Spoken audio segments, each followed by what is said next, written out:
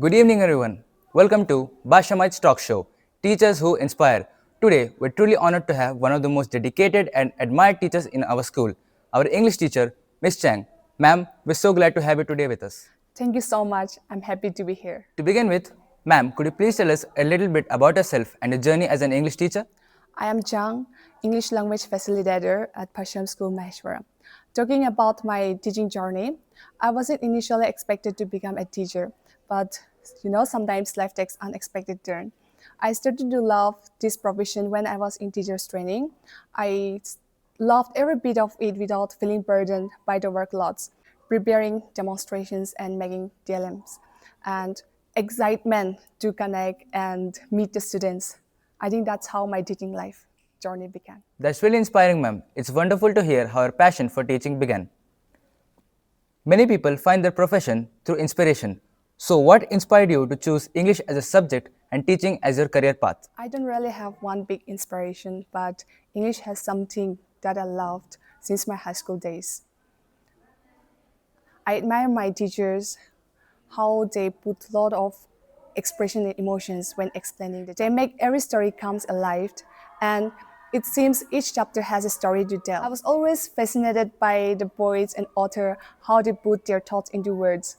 And this inspiration stayed with me, and I wanted to explore English more. Teaching English now allows me to share that same expressions and emotions to my students.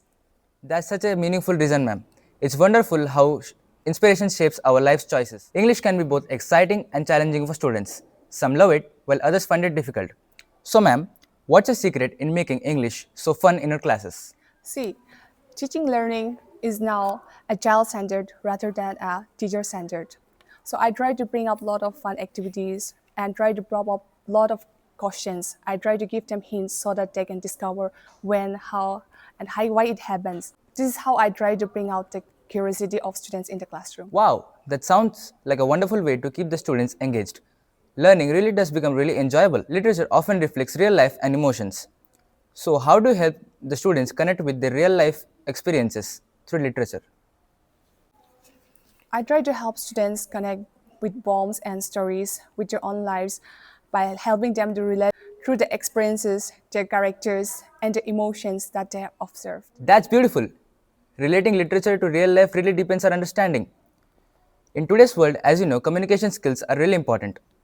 So, could you share some simple tips for students to improve their speaking and writing skills? To improve speaking, practice speaking English daily and listen to native speakers to improve the pronunciation. To improve writing, read a simple text, try to summarize in your own words. Those are very helpful suggestions, ma'am. I'm sure our viewers will start them using right away. Teachers always feel proud when the students succeed.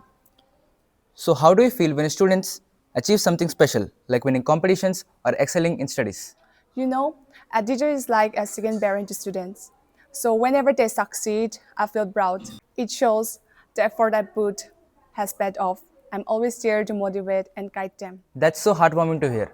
A teacher's pride is truly in the student's success.